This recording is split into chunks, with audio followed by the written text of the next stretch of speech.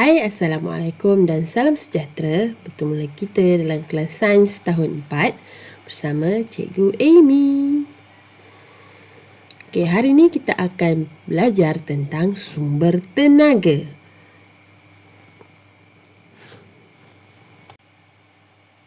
Okey, mari kita lihat standard pembelajaran 7.1.1 menyatakan maksud tenaga dan 7.1.2 memerihalkan pelbagai sumber tenaga melalui pemerhatian menerusi pelbagai media. Jadi, apakah maksud tenaga? Apa itu tenaga? Pernahkah kamu dengar dan tahu tentang tenaga? Mari kita lihat maksud tenaga.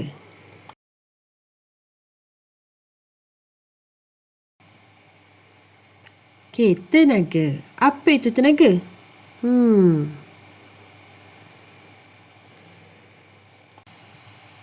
Tenaga ialah keupayaan untuk melakukan kerja. Okey, sama ada mesin ke, manusia ke, semua memerlukan tenaga untuk melakukan kerja.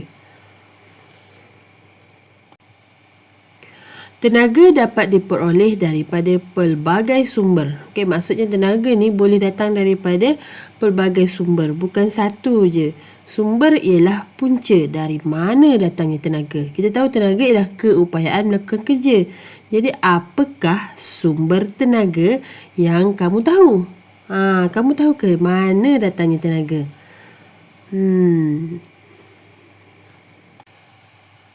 Baiklah, mari kita kenali sumber tenaga yang terdapat di sekeliling kita.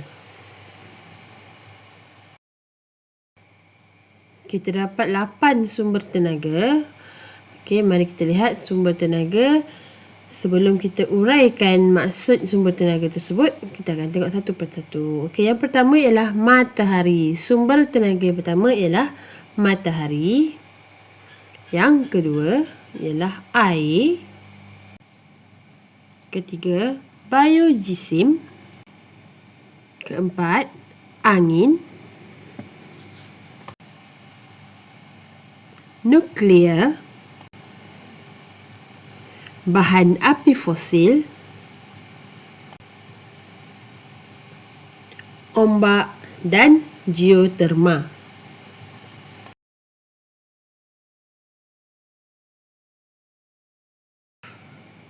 Mari kita lihat sumber tenaga satu persatu.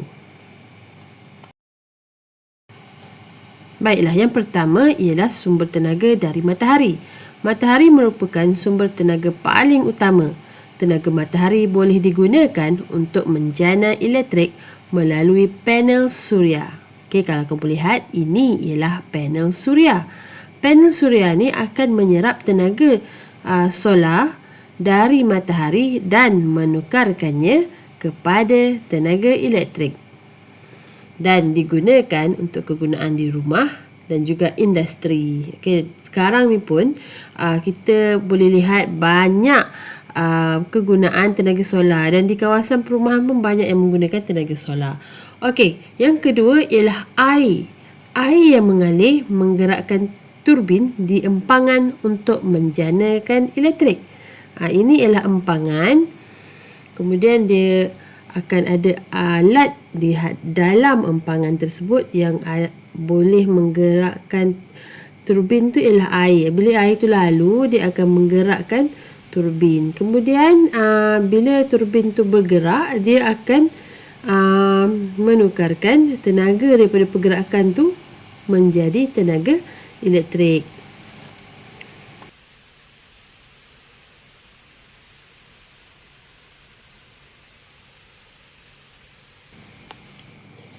Okey, baiklah, ini ialah simulasi dalam empangan jana kuasa elektrik. Apabila air mengalir di empangan, dia akan menggerakkan turbin ni.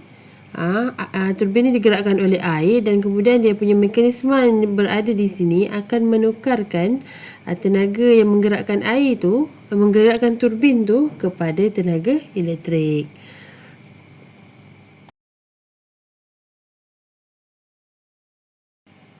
Okey, sumber tenaga dari air ni telah digunakan sejak daripada zaman dahulu lagi. Okey, orang zaman dulu dia akan guna kincir air. Okey, kincir air ni dekat negara kita mungkin kurang, tapi ada juga, tapi lebih banyak di negara Eropah. Kalau di negara kita, kita boleh tengok ada satu di Melaka.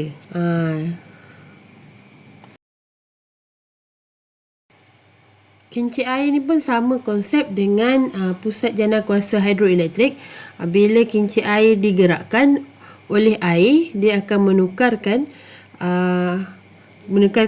tenaga daripada air tu kepada tenaga elektrik. Okey, sumber yang seterusnya ialah biogesim. Biogesim ialah bahan daripada tumbuh-tumbuhan atau tinja haiwan yang digunakan untuk menghasilkan bahan api dan juga tenaga elektrik. Okey, contohnya sisa makanan ataupun hasil daripada makanan, tinja-tinja haiwan.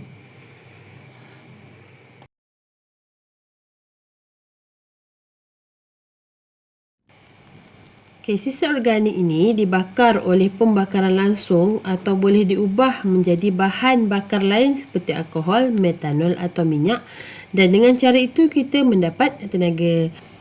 Okay, dengan sisa organik ini juga kita dapat memperoleh biogas. Okay, yang seterusnya ialah angin. Angin yang bertiup menggerakkan kincir angin untuk menjanakan elektrik. Okay, macam kipas yang besar, ini ialah kincir angin. Okay, konsepnya sama macam empangan air. Bila kipas tu berpusing, akan ada mekanisme yang akan menukarkannya kepada tenaga elektrik dan menghasilkan tenaga elektrik. Okey, kawasan yang menggunakan kincir angin ni ataupun sumber tenaga angin ni ialah kawasan atau negara yang mempunyai angin yang kuat. Okey, contohnya di Eropah, di Korea. Okey, dekat Malaysia ni setahu cikgu belum ada lagi kawasan yang menggunakan sumber tenaga angin.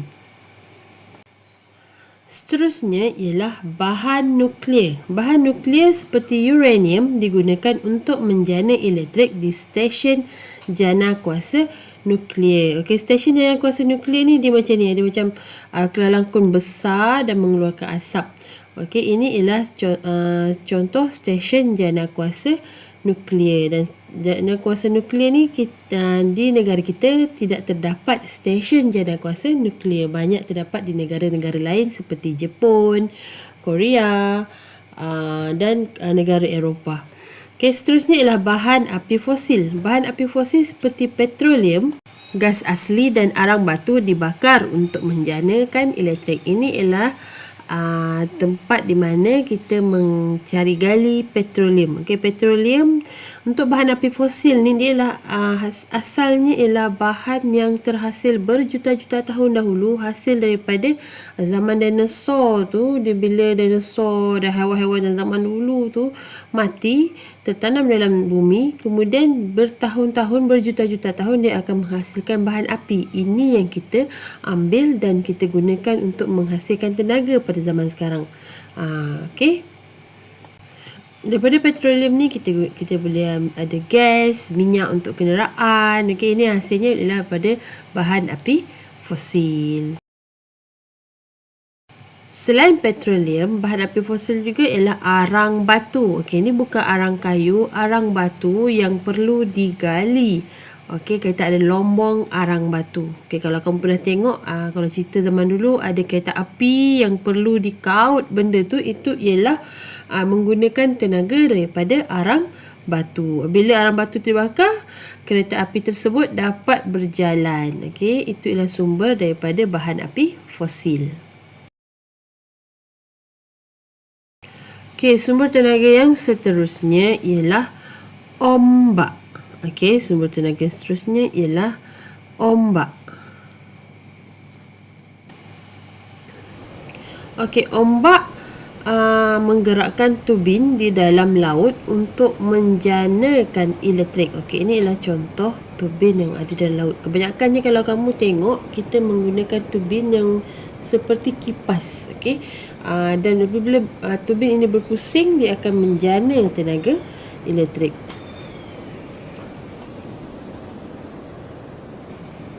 Okey, baiklah, inilah contoh simulasi bagaimana tenaga ombak ini menghasilkan elektrik. Okey, bila turbin berpusing, dia akan menghasilkan elektrik. Okey, yang seterusnya ialah geoterma. Geoterma merupakan sumber tenaga yang diperoleh daripada haba batuan panas di bawah permukaan bumi untuk menjanakan elektrik. Okey, bumi kita mempunyai haba panas di tengah-tengah, okey, kawasan mantle tu. Sebab tu kadang-kadang ada kawasan yang mempunyai kolam air panas. Itu ialah hasil daripada haba yang berada di bawah bumi. Okey, kemudian bila haba ni berada di kawasan tertentu, tenaga panas bumi boleh diperbaharui berdasarkan dalam penggunaan haba yang ada di kawasan bawah tanah planet kita. Maksudnya, gunakan panas lapisan dalam bumi ni dengan menjana tenaga. Okey, inilah contoh stesen jana kuasa geoterma. Okey, ada beberapa negara yang menggunakan tenaga geoterma. Contohnya Indonesia, Filipina, Turki, New Zealand, Mexico, Itali, Iceland dan Amerika. Okey, negara yang paling banyak menggunakan tenaga dari geoterma ialah Iceland. Okey, negara dia mengeluarkan haba panas ni. Okey. Jadi, kesimpulan kita pada hari ini, okey, kita belajar tentang sumber tenaga. Ingat lagi tak ada berapa sumber tenaga? Ada 8. Ini menurut buku teks kamu. Yang pertama, kita ada sumber tenaga dari matahari, air, biogeosim, angin, nuklear, bahan api fosil, ombak dan juga tenaga geoterma. Tenaga daripada geoterma. Okey? Okey, cikgu harap kamu dapat ingat ke semua sumber tenaga yang kita dah belajar tadi. Okey, kerana nanti video akan datang kita akan belajar tentang bentuk tenaga. Jadi setakat itu sahaja untuk hari ini. Terima kasih. Dan bagi yang subscribe dan like video ni, terima kasih banyak-banyak cikgu ucapkan. Kita jumpa lagi dalam video akan datang. Bye.